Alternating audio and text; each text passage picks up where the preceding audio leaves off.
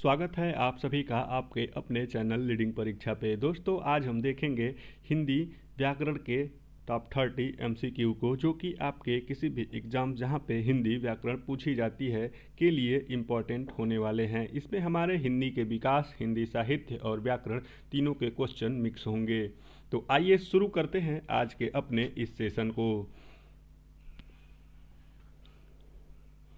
तो जो हमारा पहला क्वेश्चन है वह इस प्रकार है, संविधान के किस अनुच्छेद में राजभाषा तथा इसकी लिपि देवनागरी को हिंदी को स्वीकार किया गया है? Options are A 353, B 351, C 343 या फिर डी 344। तो right answer is option C यानी कि 343। आगे बढ़ते हैं और देखते हैं अगले प्रश्न को, जो कि इस प्रकार है, पूर्वी हिंदी क्षेत्र में कौन सी बोली नहीं बोली जाती है? Option A Awadhi, B Chhattisgarhi, C Jaipuri या फिर डी बघेली। तो right answer is option C Jaipuri. पूर्वी हिंदी के लिए हमने एक ट्रिक भी बताया था, बस आप याद रखिए ए बी और सी, ए बी सी लाइन से याद रखिए, अवधी, बघेली और छत्तीसगढ़ी, ऐसे आप याद रख सकते हैं। आगे बढ़ते हैं नेक्स्ट क्वेश्चन की तरफ, जो कि इस प्रकार है, हिंदी भाषा के विकास को कितने कालखंडों में विभक्त किया गया है? ऑप्शन ए 2, बी 4, सी 5 या फिर डी 3। तो right answer is option D यानी कि 3 खंडों में बांटा गया है हिंदी भाषा के विकास को।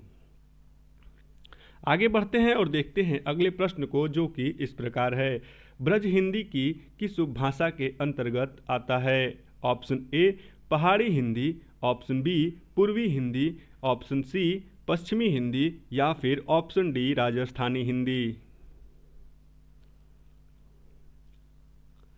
तो राइट आंसर इज ऑप्शन ए पहाड़ी हिंदी। आगे बढ़ते हैं, राइट आंसर इज, यहाँ पे ये नहीं, पहाड़ी नहीं होगा, इसका जो आंसर होगा ऑप्शन सी होगा, यानी कि पश्चिमी हिंदी के अंतर्गत आता है ब्रज।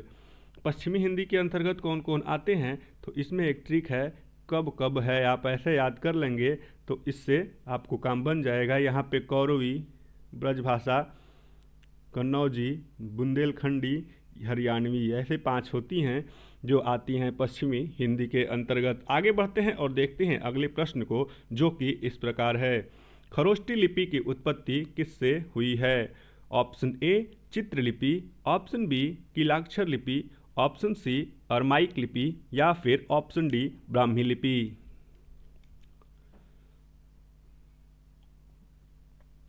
तो दोस्तों यह जो क्वेश्चन है, यह क्वेश्चन आपका होमवर्क का क्वेश्चन है, इसका जवाब आप हमें कमेंट बॉक्स में अवश्य से अवश्य देंगे। आगे बढ़ते हैं और देखते हैं अपने आज के अगले प्रश्न को, जो कि इस प्रकार है, संविधान के किस अनुच्छेद के अंतर्गत हिंदी को संघ की राजभाषा का दर्जा मिला? ऑप्शन ए अनुच्छेद 343, ऑप्शन बी अनुच्छेद 344, ऑप्शन सी अनुच्छेद 345 या फिर ऑप्शन डी अनुच्छेद 346। तो राइट आंसर इज ऑप्शन ए अनुच्छेद 343। दोस्तों संविधान में हिंदी के लिए कुछ ही अनुच्छेद हैं जिनसे बार बार क्वेश्चन पूछे जाते हैं, और क्वेश्चंस का पूछने का तरीका अलग अलग होता है, और हमने इस सेशन में उन सबको शामिल किया है। आगे बढ़ते हैं, देखते हैं अगले प्रश्न को, जो कि इस प्रकार है, संविधान के किस अनुच्छेद में कहा गया है कि संघ की राजभाषा हिंदी और लिपि देवनागरी होगी? ऑप्शन ए अनुच्छेद 343, ऑप्शन बी अनुच्छेद 344, ऑप्शन सी अनुच्छेद 345 या फिर ऑप्शन डी अनुच्छेद 346। तो राइट आंसर इज ऑप्शन ए अनुच्छेद 343। आगे बढ़ते हैं नेक्स्ट क्वेश्चन की तरफ, जो कि इस प्रकार है, किस तिथि को हिंदी को राजभाषा बनाने का निर्णय लिया गया? ऑप्शन ए 15 अगस्त 1947, ऑप्शन बी 26 जनवरी 1950, ऑप्शन सी 14 सितंबर 1949 या फिर ऑप्शन डी 14 सितंबर 1950। तो right answer is option C 14 सितंबर 1949। आगे बढ़ते हैं और देखते हैं अगले प्रश्न को। भारत की राजभाषा क्या है? ऑप्शन ए हिंदी, अंग्रेजी, हिंदी या फिर अंग्रेजी, या फिर भारत की सभी राजभाषाएं हैं। तो राइट आंसर इज ऑप्शन ए हिंदी। आगे बढ़ते हैं और देखते हैं अगले प्रश्न को। संविधान के अनुच्छेद 351 में किस विषय का वर्णन है? ऑप्शन ए संघ की राजभाषा, ऑप्शन बी उच्चतम न्यायालय की भाषा, ऑप्शन सी पत्राचार की भाषा, या फिर ऑप्शन डी हिंदी भाषा के विकास संबंधित निर्देश। तो right answer is option D Hindi भाषा के विकास के संबंधित निर्देश दिए गए हैं अनुच्छेद 351 में। आगे बढ़ते हैं और देखते हैं अगले प्रश्न को। पद्मावत की भाषा क्या है? Option A Maithil, B Awadhi, C Bhojpuri, या फिर डी बुंदेली। तो right answer is option B यानी कि अवधी है पद्मावत की भाषा, और इसकी रचना किसने की है? तो मलिक मोहम्मद जायसी ने किया है। आगे बढ़ते हैं और देखते हैं अगले प्रश्न को, जो कि इस प्रकार है। विनय पत्रिका की भाषा क्या है? Option are A Awadhi, B Kannauji, C Braj, या फिर ऑप्शन डी ब्रिजबुली। तो right answer is option C यानी कि ब्रज है विनय पत्रिका की भाषा। आगे बढ़ते हैं और देखते हैं अगले प्रश्न को। बिहारी, बंगाली, उड़िया और असमिया भाषाओं का विकास निम्न में से किससे हुआ है? Option are A Sauraseni, B Ardhamagadhi, C Magadhi, या फिर डी ब्रांचड। तो right answer is option C Magadhi. आगे बढ़ते हैं और देखते हैं अगले प्रश्न को। ब्रजभाषा का विकास किससे हुआ है? Option are A Upnagar, B Magadhi, C Shauraseni, D Paishachi. तो right answer is option C Shauraseni. आगे बढ़ते हैं नेक्स्ट क्वेश्चन की तरफ, जो कि इस प्रकार है। प्रतिदिन में कौन सा समास है? ऑप्शन आर ए अव्ययी भाव, बी तत्पुरुष, सी बहुब्रीहि, या फिर डी द्वंद्व। तो प्रतिदिन में पहला प्रति अवयव शब्द आ रहा है, इसलिए यह अव्ययी भाव समास होगा। आगे बढ़ते हैं नेक्स्ट क्वेश्चन की तरफ, जो इस प्रकार है। राजपुरुष में कौन सा समास है? ऑप्शन आर तत्पुरुष, बी अव्ययी भाव, सी बहुब्रीहि, या फिर डी द्वंद्व। तो right answer is option A यानी कि तत्पुरुष समास है राजपुरुष में। आगे बढ़ते हैं नेक्स्ट क्वेश्चन की तरफ, जो कि इस प्रकार है। संप्रदान कारक की विभक्ति है।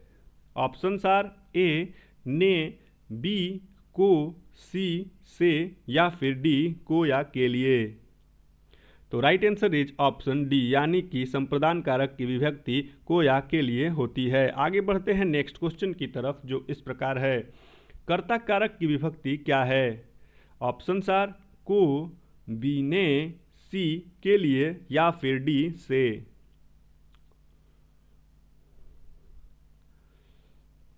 तो right answer is option B कर्ता ने कर्म को करण से या के द्वारा ऐसे है। आगे बढ़ते हैं नेक्स्ट क्वेश्चन की तरफ, जो कि इस प्रकार है। निम्नलिखित में से एक वर्ण व्यंजन नहीं है, वह कौन सा है जो कि व्यंजन नहीं है? तो देखते हैं, ऊ हमारा स्वर है और यही पूछा था कि कौन सा व्यंजन नहीं है। आगे बढ़ते हैं नेक्स्ट क्वेश्चन की तरफ, जो कि इस प्रकार है।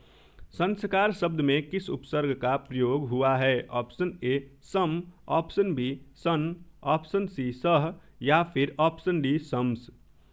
तो right answer is option A संस्कार शब्द में सम उपसर्ग का प्रयोग हुआ है। आगे बढ़ते हैं नेक्स्ट क्वेश्चन की तरफ, जो कि इस प्रकार है। पुरोहित में कौन सा उपसर्ग है? ऑप्शन ए पुरो, बी पुरः, सी पुर, या फिर डी इनमें से कोई नहीं। तो right answer is option B पुरः। आगे बढ़ते हैं नेक्स्ट क्वेश्चन की तरफ, जो कि इस प्रकार है। थोड़ा पानी दीजिए, इस वाक्य में थोड़ा शब्द क्या है? ऑप्शन आर ए संज्ञा, बी क्रिया विशेषण, सी विशेषण, या फिर डी अवयव। थोड़ा पानी दीजिए में थोड़ा शब्द क्या है, तो थोड़ा शब्द होगा वह होगा ऑप्शन सी यानी कि विशेषण। और कौन सा विशेषण होगा, तो परिमाणवाचक विशेषण होगा। आगे बढ़ते हैं नेक्स्ट क्वेश्चन की तरफ, जो कि इस प्रकार है। संस्कृत का विशेषण क्या होगा? ऑप्शन ए संस्कृत, ऑप्शन बी संस्कृत, ऑप्शन सी सांस्कृतिक या फिर ऑप्शन डी सांस्कृतिक। विशेषण पहचानने के लिए आप उसके बाद कोई संज्ञा शब्द लगाइए और देखिए किसमें वह सटीक बैठता है। तो यहाँ पे देखेंगे जैसे सांस्कृतिक कार्यक्रम चल रहा है, तो राइट आंसर ऑप्शन डी हो जाएगा। और आगे बढ़ते हैं नेक्स्ट क्वेश्चन की तरफ, जो कि इस प्रकार है। निम्नलिखित में से विशेषण शब्द का चयन करना है। ऑप्शन ए पैतृक, बी प्रमाण, सी पिता या फिर डी मर्द। फिर वही बात, पैतृक संपत्ति, यहाँ पे सीधा सीधा उत्तर मिल रहा है, तो राइट आंसर ऑप्शन ए हो जाएगा, यानी कि पैतृक हमारा विशेषण होगा। आगे बढ़ते हैं नेक्स्ट क्वेश्चन की तरफ, जो इस प्रकार है। वैदिक संस्कृत से आधुनिक युग की भारतीय भाषाओं तक के 4 चरणों में अंतिम चरण कौन सा है? Option are A Pali, B Prakrit, C Apabhramsha या फिर डी लौकिक संस्कृत। तो right answer is option C Apabhramsha. इन चारों में सबसे बाद का जो है वह है अपभ्रंश। आगे बढ़ते हैं नेक्स्ट क्वेश्चन की तरफ, जो कि इस प्रकार है। अवधि किस उपभाषा की बोली है? ऑप्शन ए ब्रज भाषा, ऑप्शन बी पूर्वी भाषा, ऑप्शन सी खड़ी भाषा या फिर ऑप्शन डी बिहारी भाषा।